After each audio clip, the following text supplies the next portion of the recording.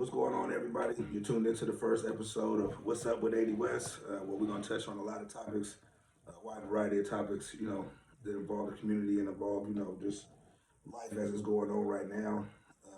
Make sure you hit that subscribe button and hit that like button for me. We're going to get into it, man. I've had a lot going on lately. Got my hands on a lot of stuff that I'm working on, so it's been a minute. We've been working on the show, thinking about things that we're going to, how we're going to bring things to light, bring to the table. I felt today was a great time for the first episode um, with the Cam Newton situation that's taking place. So let's get right into it. Uh, the Cam Newton situation wasn't a good look. And we're not going to criminalize Cam and put anything on him. It's just unfortunate his name is the one that got caught up in it. Uh, Being a football coach, for the past 22 years, inner city football coach, um, this is starting to take a turn for the worse as far as the example that are being set for these kids. A lot of you guys probably have no clue, but a lot of these workers are volunteer workers. These coaches are volunteer coaches. These cheer coaches are volunteer coaches. These presidents, vice presidents, they're not getting any monetary income, anything coming in for volunteering their time. They're volunteers. And as we were coming up, when we were younger, the youth football coaches were people that we looked up to. They were really role models. They were guys keeping us out the streets, guys keeping us out of trouble. For a lot of the single mother homes, those were the father figures that we had, that kept us on track. And through the years, I've seen things change tremendously. I've coached for various organizations and different leagues or whatnot, and it's becoming worse and worse. And the adults are the ones that are ruining it for these kids. Now, as you all know, a lot of you guys, I didn't upload the footage with the Cam Newton because we really don't need to keep seeing it over and over again. But it's not cool, man. You got 5 or 6 guys trying to jump on Cam Newton, and from my understanding, these fellas had already been kind of antagonizing the situation a little bit. In this day and age, there's a lot of clout chasing going on, and guys trying to make a name for themselves. Let me be clear about something, man. When you have 100 kids out there on the field, man, and they're there for a good cause, and we're spending more time focusing on the fight than actually the kids who excelled at the camp, kids that learned something from the camp, kids that walked away from the camp with something. You ruined it, man. It was ruined. So for them to get on social media and get on the channels and post and talk about how what they said to Cam and this and that, listen, man, Cam was doing something out the kindness of his heart, man. He takes that team, he travels with them, they compete. A group of young men that are talented from across the country, all walks of life through the country. Um, and he's trying to expose them to different things that normally in their inner cities and stuff that they probably wouldn't get exposure to. He's trying to give them a platform to display their talents or whatnot. It's unfortunate that we have guys who let their egos take over instead of the nature of what they're actually there for. We're there to teach those kids, man. Like I said, we're not getting paid for that. A lot of times we spend money out of our own pockets. I'm sure Cam Newton spends a bundle on these camps. I've seen a lot of guys throw these camps from Cam Newton to Marshawn Lynch. Shout out to Marshawn Lynch. He does a great job out there in Oakland doing the camp. And these are some of the areas that need this. They really benefit from this. These kids really look forward to this. I've taken my kids a couple times to the Marshawn Lynch camp as well, and things of that nature. So when you got guys that are from the community giving back to the community, uh, it's a big deal, man. These kids look forward to that, and it's not just football they're teaching. Like I said, in some of these camps, they're giving away backpacks, they're giving away school supplies, some are giving away clothes, shoes, cleats, gloves, whatever the kids need that they don't have access to. Uh, but it puts a black eye on youth sports, and unfortunately, whoever the big name person is behind it, they're going to catch the butt of all the controversy. So let's start off by just, I want to put that out there, man. We're not here to talk about Cam Newton uh, in that type of way, as if he was the one that created this situation. But you got to keep in mind, man, it's people that are trying to give back want to see these kids with something that they didn't have growing up, or something that they know these kids can benefit from, right? So you get a couple guys that they get on here, and their only focus was to belittle this man. He's trash. He's this. He's that. He's this. He's that. Man, these are guys that probably sat the bench in high school, right? They're still trying to live through the kids on the field, right? You know what I mean? They probably never played D1 ball. They definitely ain't won no Heisman. They definitely ain't made it to no Super Bowls. So they're trying to live through the kids, man. as adults, we got to do better, man, because the direction of youth sports right now is going down the drain, and especially in the inner city. We have parents, adults, the people who the kids are supposed to learn from, displaying ignorance, putting uh, just putting BS out there. Let's just call it what it is, man. The kids aren't going to learn nothing when the examples that are supposed to be showing them the good are the ones out there representing the worst. So I don't know how many kids were at the camp, but I can only imagine that the majority of those kids that seeing that what's going on, kids are probably scared. Right? You got parents that are like, man, I didn't bring my kid here for this. You don't know how far some of the people came from them camps and to be disappointed in that manner. And then what about the kids? Because to my understanding, those guys were even coaches, right? So I mean, if you're a coach, you're the person that the parent is expecting to teach their kid something and something for their kid to learn from. I know that's been my experience as a coach. Like I said, I've been coaching for over 20 years. And a lot of times, man, it's deeper than X's and O's, man. So when you get out there and you're teaching these kids life, you're not just teaching them football. And this is an example that we set. It's not a good look, man. I know all across the country, it's a lot going on with youth sports right now. A lot of programs are shutting down, organizations are shutting down, leagues are shutting down, and it's all due to the parents' participation. Either the lack of participation for the parents, which is a super big deal, or the ignorance that comes along with it. I mean, it's not a good look. It's not a good look for youth sports at all right now. We have to remember that we have an obligation, man, to these kids, man, especially if you're their parents, because it starts at home. I'm not gonna sit there and sugarcoat that, man. It starts at home, man. We got too many parents trying to be friends with these kids, and they looking for their time to shine and this and that. And that. Listen here, man. Support your children, man. They need your support. They don't need a buddy.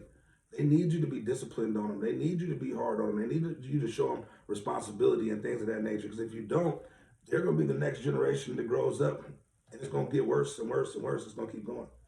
Uh, a lot of people don't get it that these community based programs are supposed to bring a different light to the community. These are supposed to be things that kids we just look forward to it, man. Those the camaraderie, the laughs, the hanging out with your guys, what you're learning, right? You learn stuff from that. Football isn't just about getting the ball and scoring a touchdown, man. We learn life skills. We teach life skills as coaches. We teaching these guys how to work as a team. We teaching these guys these guys and girls.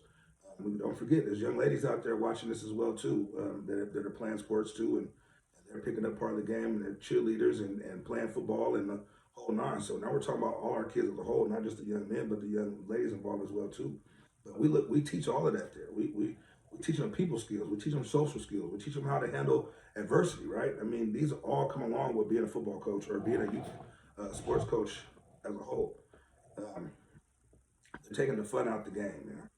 Games are getting canceled halfway through the games. You got parents fighting in the stands, people arguing in the stands, coaches coming onto the field. They arguing with the refs.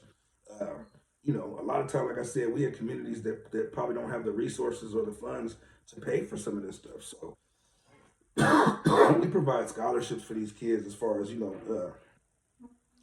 for football equipment and for jerseys and things of that nature. We're waiving fees and stuff like that. Well, somebody got to pay for that stuff, man. We pay for that. We pay for it out of our own pocket as coaches and as organization leaders, presidents, vice presidents, chairman or whatever, not on the board. And all of these people have lives outside of this football stuff, outside of the AAU basketball. We all have lives outside of it, right? But because we care about the kids in the community, man, we giving everything we got. We there. We spend more time sometimes with those kids than we do with our own children, right? I was fortunate enough to have all my kids come up through the programs that we were participating in. I've coached every single one of my kids, and being a father of 8 boys, we've had a lot out there. We've been through every measure that you could possibly see out there. And, a lot of it has to do with the lack of discipline coming from home. If your kids don't respect you, they're not gonna respect the other adult. And if they see their parents out there, they see other adults out there acting a fool and doing the most, and they smoking out there, they drinking or they cussing, they arguing, and the whole nine, man. What do you think is next for them? What do you propose is going to be the way they handle things, right? So our job is to set a better example, especially for our children, because that's what you have control of, right? What you do at home. What is your child seeing at home? How do you go about things? How do you handle situations? Everybody don't have a pleasant day. Things don't always go great. But how are we walking through those things? How are we handling those things? What are we showing them? Are we showing them that every time we get mad, it's time to go off or fight somebody or grab a gun? Or if that's all our kids see, then of course the apple don't fall far from the tree, right? And then you send your kids to these camps, or you send your kids with these coaches, expecting them maybe to pick up some of the slack, something that you probably could provide, some of the skills, communication skills or discipline skills that you're not providing at home. And you got to remember, we only had them kids for 2 hours a day, 2 hours a day, and sometimes the whole day on Saturday. Right? But they go home to y'all. So if we load them up with things and tell them, hey man, this is the way you go about this, and let's do this, and when you face this situation, that's how you handle it, and they come home, and then the biggest example is going off and showing them just the opposite. Well, our hands are kind of tied, right? So what I've seen over the course of these years is it's a dramatic change of how the kids respond, how they react, their their manners. Everything has changed tremendously. Their attitudes are changed tremendously, and a lot of it has to do with the parents. As my guys were coming up, I taught them, hey, you got to respect that coach, man. You got to respect that coach like you respect me. I talked to the coaches, and if they weren't on the team that I was coaching, I tell the coach, hey, listen, man, you're an extension of me. So I'm giving them the discipline and everything at home. And my kids, they, yes, sir, no, sir, yes, ma'am, no, ma'am. Like, I don't play all that. So it starts at home. I've never had a coach come tell me, hey, man, your kid was acting up, or I don't, what's going on with him. He's disrespectful, because they know I don't play that. I don't play it. I'm not going to accept it. It won't be tolerated. But that starts at the top, right? So with this situation that's currently going on with the Cam Newton situation, I hate to call it the Cam Newton situation. It's just what everybody's going to recognize it as.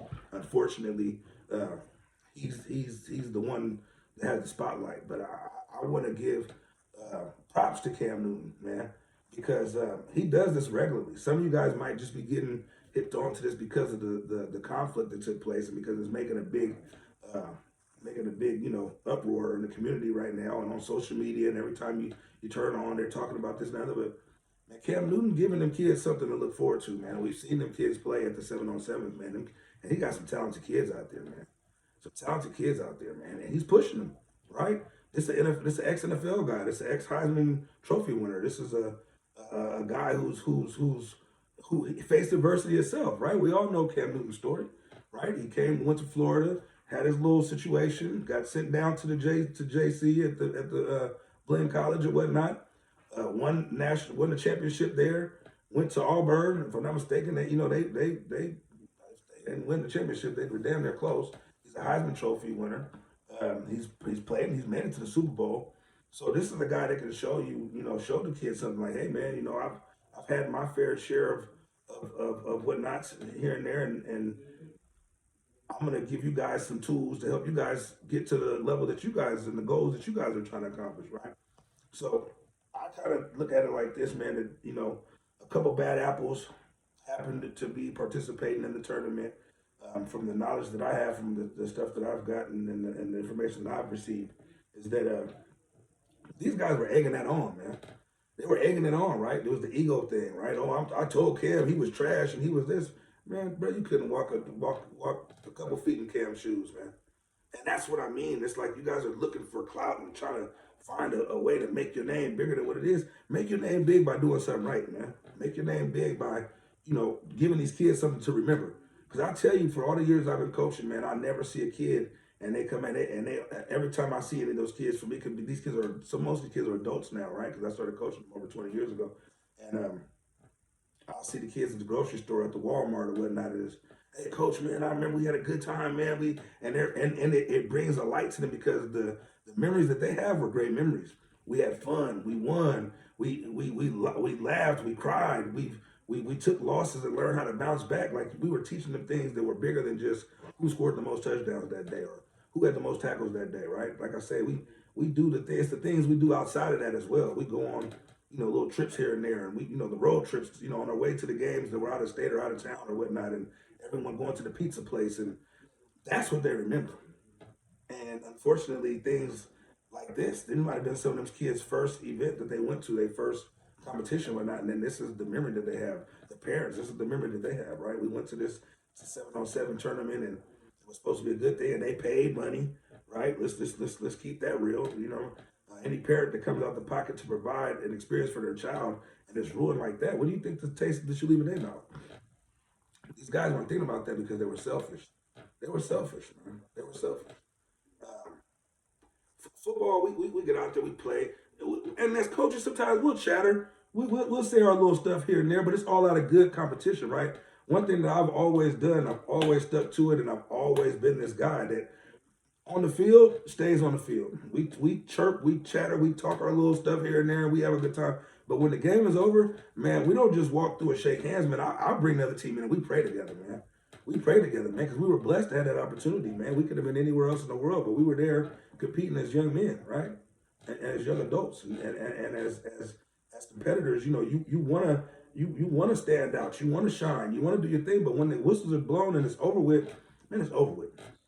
It's over with. There's no need to want to fight nobody. There's no need to want to, to call anybody out. There's no need for any of that, man. Listen, I bring the teams together and we pray. We all get together. Everybody, we mix it up. We mix it up, man. You get with these guys, we get with these guys. I get with those coaches. Whether I know those coaches or not, right? Because I know the intent is for us to get out there and teach these kids something. That's what we're there for. We're there to teach them something. We're there to show these kids something different. So I'm challenging the parents going forward. The direction of youth sports right now as a whole is declining, and especially in the inner city. The inner city kids who need it the most, who probably have the most talented athletes, who probably have the least amount of parent participation, are causing the most situations, and it starts at home.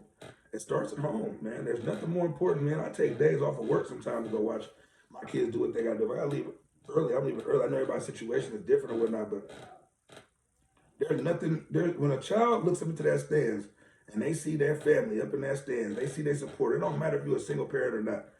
Let's not make no excuses. I'm a single parent. I do what I gotta do. My child looks up and they see me up there and they know what's going on. They say, "Hey man, my pops is here." If they don't see nobody else, they see that one person that's rooting for them. So some families are different. You know what I'm saying? And I know moving from certain places, from making the transition from California to Texas, it's bigger out here in Texas. Everything is bigger in Texas. They're not lying. It really is.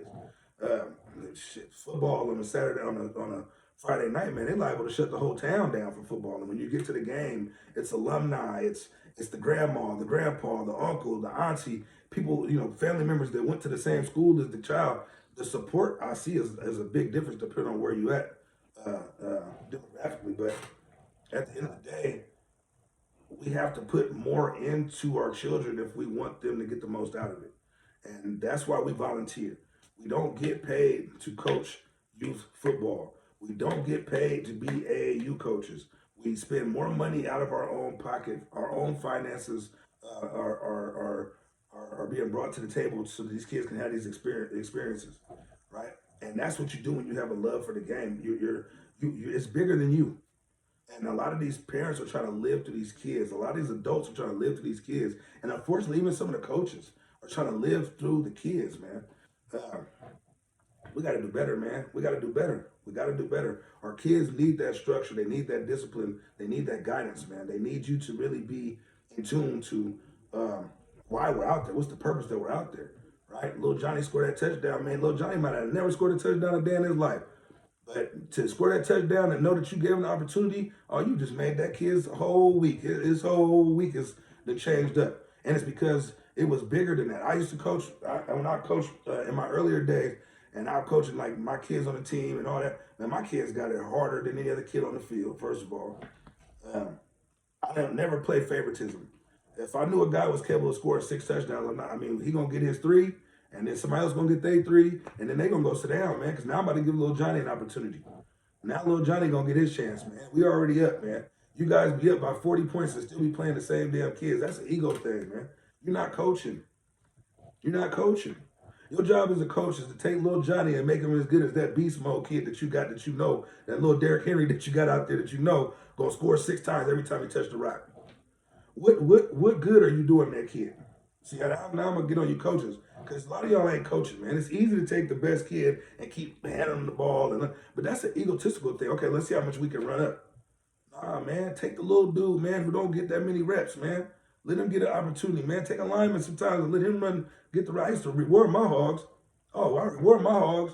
They'll tell you each one of my linemen get to run the rock at least once or twice, man, when we up in them 40-point games and everything else, or when it gets to a running clock and the whole nine. Because you taking away the excitement of the game, the thrill. This kid know, man, if I do my job for 3/4 and I block, man, coach gonna give me the ball.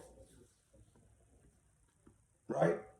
Little dude who don't get no, he probably a part player, man. He get his little plays, get his little 10-play count, man, little 10-play Timmy, man, we used to call him, and then, half the time you guys just sit the kids down and don't even look at them again, right? But that's not coaching, man. That's not coaching.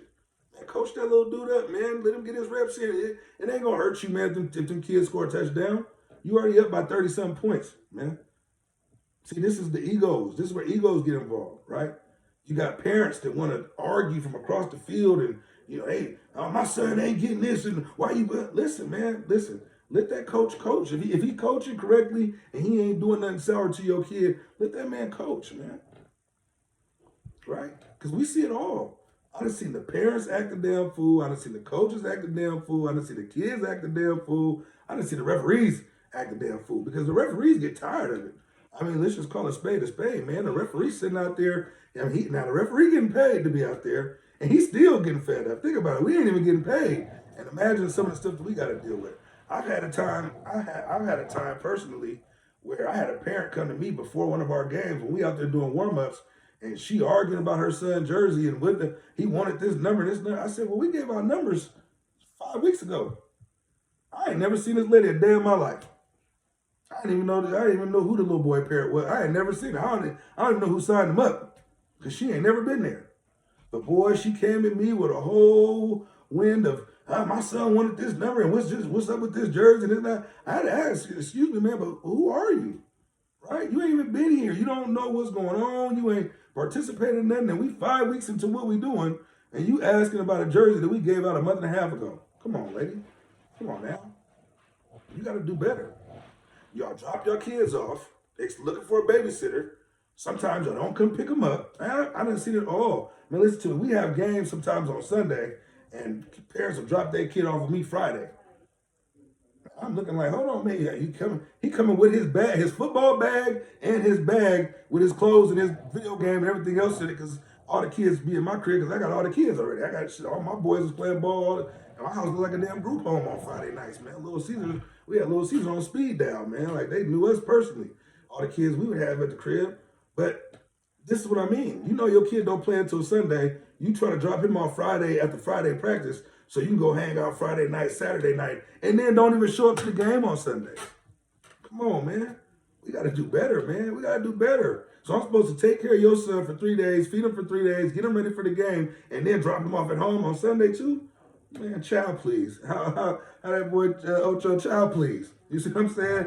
They take advantage, man. And that's what I mean. You want someone else to do your job, right? At home is where this kid is supposed to be learning that. I'm teaching mines. We at the crib, we ain't doing all that. Okay, look, check this out, man. We had a game tomorrow. This is what we going over, man. What you supposed to do in this situation right here? What's supposed to go on right here? I get some parents, and bless their heart, man. Some of the parents I know personally don't have the funds for their kid to participate, and so it puts you in a tough spot because you wanna try to give every kid that experience possible, and then okay, I'll take care of his stuff. I'll go get him some cleats, or I'll do what I can to make sure that your child gets the best experience. And I'll be damned if don't be the same damn parents that got the most stuff to argue about. Like, you didn't even pay. Sit down somewhere. Just be there for your kid, man. Don't you complain about this and that. How you gonna complain? You ain't paid not near a dime. You ain't paid near a dime. We forking out the funds for your child to participate, and you out here arguing about everything under the sun. Come on, man, give us a break, man. Right? That's why so many coaches are walking away from the game. That's why it's the same thing in the school district. I work for the school district too. I be in the school district too. You know what I'm saying? I see it all the time, right? Teachers leaving because why? These kids are unruly. And I don't blame the kids. I never blame the kids for anything. It's the parents. They see this parent all the time acting a damn fool. What you think your kid gonna do? How you think your kid gonna handle something if every time you get mad, the first thing you doing is going from 0 to 100? Well, that's what he gonna do on the field. right? And then you bring that same mentality to a place that's supposed to be a safe haven. When I grew up, the sports place, oh man, you can't bring no drama where the sports is at. No, because even the gang members, the drug dealers, the old boy, the OG that just got out the man. Listen, let him go by, man. Them kids that's going to the sports, man, they off limits, man. Nobody mess with them. And that was like a written rule, man. But now we got people bringing drama to the games. I done seen custody battles get fought out, literally. Grandmas swinging canes at people and all. I done seen cats pull up to the damn youth thing and try to put a dude in the trunk who they thought stole. Man, we done seen people get shot, all that, and all this is happening at youth sports, man. It's supposed to be a safe haven for these kids, man. Period. And you guys are taking all that away. As adults, it's the adults. It starts at the top. A lot of people complain about the direction of the kids, but I'm not gonna blame no child. I'm not gonna do it. Yeah, some of them know right from wrong. Yeah, they should know right from wrong. Hell, we talking about a kid that's 12, 13 years old. But if all he sees is example of pops or mom or whoever his guardian is, going from 0 to 100, cussing everybody out, what you think he gonna do? That's what it's gonna be.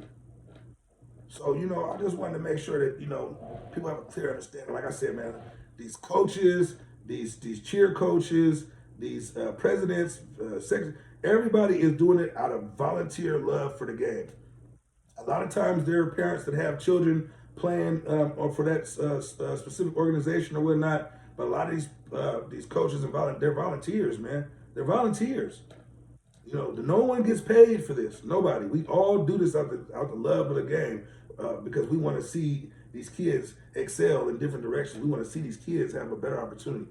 So you guys keep that in mind, man, when you guys are out here showing up to these games and you worried about how more worried about how you look and what you got going on, and your little Johnny ain't even got the right size cleats on. This boy out here with cleats a size and a half too big because you didn't get this boy no cleats, but you got $1,000 hairstyle done, or you walking around here with some Louis Vuittons on, and your kid ain't even finished paying your kid's registration.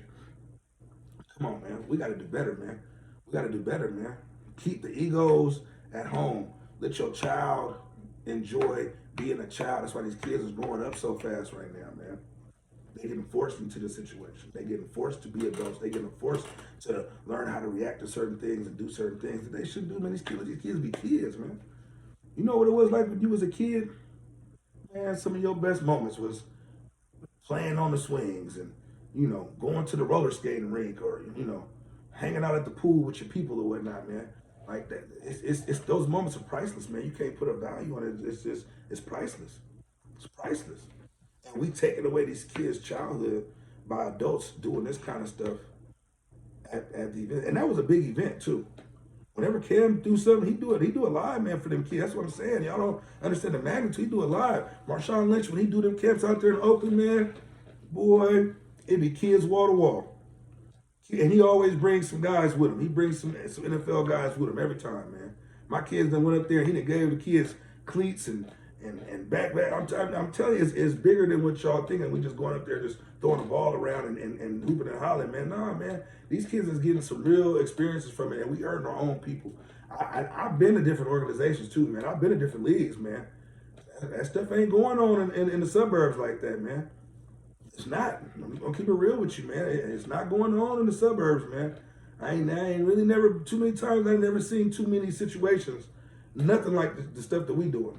Where we at? I'm just gonna call a spade, man. We got to do better, man.